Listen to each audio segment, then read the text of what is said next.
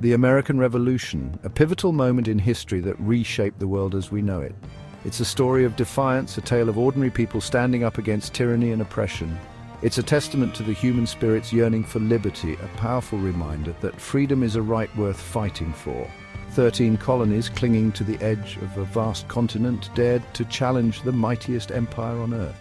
These colonies, each with its own unique character and challenges, found common ground in their desire for self-governance.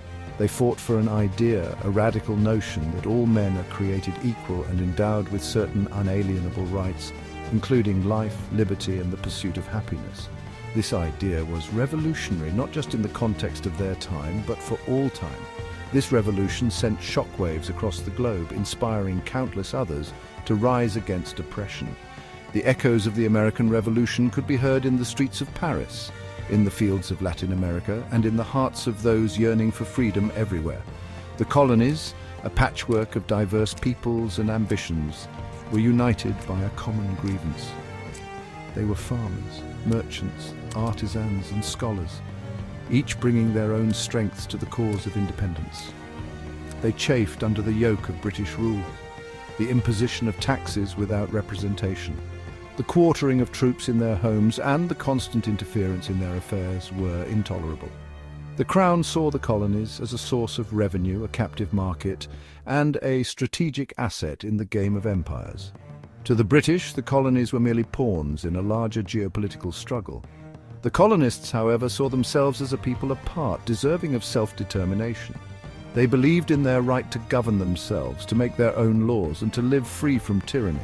The relationship between Britain and her American colonies had long been fraught with tension. Years of neglect followed by sudden attempts to assert control had created a volatile situation.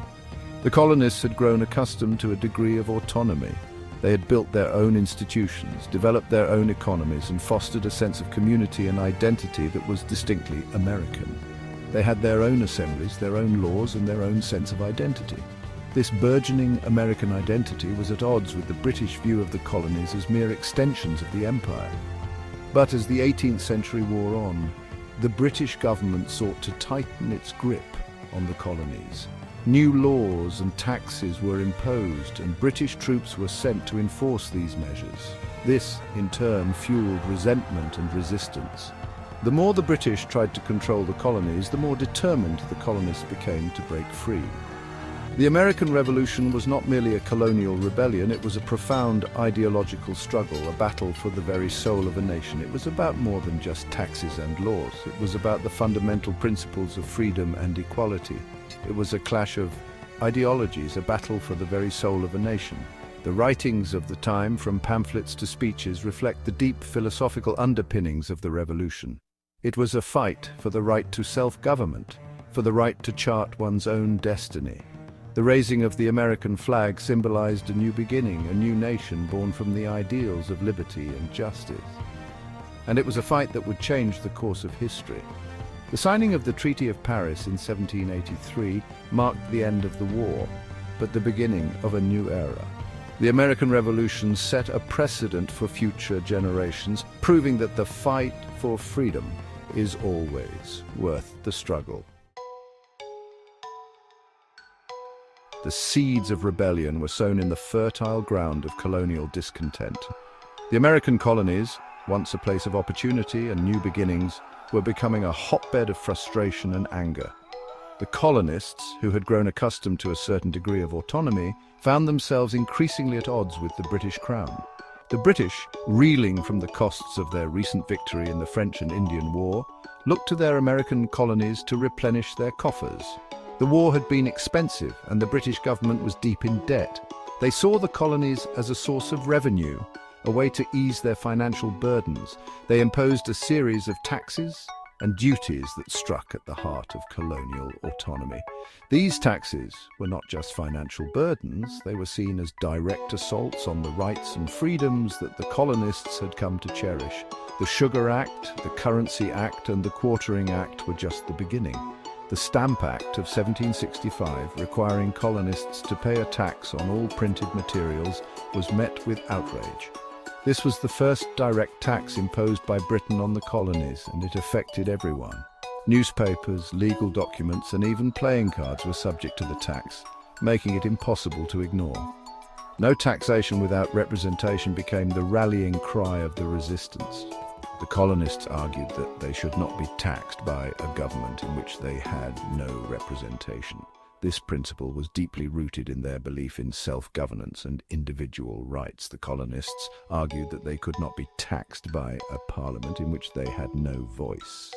They believed that only their own colonial assemblies had the right to levy taxes upon them. This idea of self-representation was a cornerstone of their political philosophy. The Tea Act of 1773, which granted the British East India Company a monopoly on tea sales in the colonies, was the final straw. This act was seen as a blatant attempt to prop up the struggling company at the expense of colonial merchants and consumers. The colonists, already incensed by the earlier taxes, saw this as a blatant attempt to control their economy and stifle their freedom. The Tea Act not only threatened their economic interest, but also their sense of independence and self-determination. On a cold December night in 1773, a group of colonists disguised as Native Americans boarded British ships, docked in Boston Harbor, and dumped 342 chests of tea into the water. This bold act of defiance was a direct challenge to British authority and a statement of colonial unity. This act of defiance, known as the Boston Tea Party, ignited the flames of revolution. It was a dramatic and symbolic gesture that captured the imagination of the colonists and galvanized their resolve to resist British rule. It was a bold and dramatic statement, a clear message to the Crown that the colonists would not be trifled with. The Boston Tea Party was more than just an act of protest. It was a declaration of intent, a signal that the colonists were prepared to fight for their rights and freedoms. The British responded with fury, closing Boston Harbor and imposing martial law. The intolerable acts, as they came to be known, were designed to punish the colonists and reassert British control, but instead of quelling the rebellion, these harsh measures only served to unite the colonies further. The other colonies rallied in support of Massachusetts, sending supplies and pledging their solidarity. This show of unity was a powerful statement of collective resolve. The colonists were no longer just a collection of disparate settlements.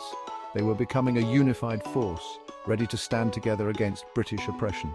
The stage was set for a showdown. The seeds of rebellion had taken root, and the colonies were on the brink of war. The events that followed would change the course of history, leading to the birth of a new nation founded on the principles of liberty and justice for all. The war began on a crisp spring morning in April 1775. The air was filled with the promise of new beginnings, yet the tension was palpable. The colonies had reached a boiling point, and the simmering discontent was about to erupt into full-scale conflict. British troops marched from Boston to Concord, Massachusetts, intent on seizing a cache of colonial weapons. Their red coats stood out starkly against the green fields, a symbol of the might and authority of the British Empire. The mission was clear: disarm the rebellious colonists and restore order. They were met by a fierce resistance from a determined band of citizen soldiers, the Minutemen. These men were not professional soldiers. They were farmers, blacksmiths, and shopkeepers who had taken up arms to defend their homes and their way of life. Their resolve was unshakable and their courage undeniable. The battles of Lexington and Concord, though small in scale, were monumental in their significance. These skirmishes marked the first time that the colonists had taken up arms against the British in open conflict. The echoes of musket fire reverberated through the countryside, signaling the dawn of a new era. They marked the beginning of open warfare between Britain and her American colonies. The lines had been drawn and there was no turning back. The colonies were no longer merely protesting, they were fighting for their very survival and the right to determine their own destiny. The shot heard round the world had been fired and there was no turning back. This single act of defiance resonated far beyond the borders of Massachusetts, inspiring other colonies to join the fight. It was a declaration that the American spirit would not be easily subdued. The Continental Congress, meeting in Philadelphia, appointed George Washington of Virginia as Commander-in-Chief of the newly formed Continental Army. This decision was not made lightly. Washington was chosen for his leadership qualities and his experience in military matters. Washington, a veteran of the French and Indian War, was a respected leader known for his courage, integrity, and unwavering commitment to the cause of liberty. His presence alone was a source of inspiration for the fledgling army, and his strategic mind was crucial in the battles to come. He faced a daunting task. The challenges were immense and the stakes incredibly high. Washington knew that the road ahead would be fraught with difficulties, but he was prepared to lead his men through the trials and tribulations that lay ahead. The Continental Army was a ragtag force, ill-equipped and poorly trained, facing the might of the British military, the most powerful fighting force in the world. Their uniforms were mismatched, their weapons outdated, and their supplies scarce. Yet their spirit was unbroken. The British Army was a formidable foe. Their soldiers were well-trained, disciplined, and experienced in the art of war. They had fought battles across the globe and were confident in their ability to crush the rebellion. They had superior numbers, better training, and vast resources. The British military machine was well-oiled and efficient, capable of sustaining long campaigns and adapting to various combat situations. Their logistical support was unmatched, ensuring that their troops were well-fed, well-armed, and ready for battle. They were also fighting on familiar ground, with established supply lines and a network of loyalist support. This gave them a significant advantage, as they could rely on local knowledge and resources to bolster their efforts. The Americans, on the other hand, were fighting for their homes, their families, and their freedom. Their motivation was deeply personal, and their determination unwavering. They were not just fighting a war, they were fighting for their very existence and the future of their children. They were inspired by a cause greater than themselves, and they were determined to win at all costs. The spirit of independence and the dream of a free nation fueled their resolve. They knew that the road to victory would be long and arduous, but they were ready to endure whatever hardships came their way. The fight had begun, and there was no turning back.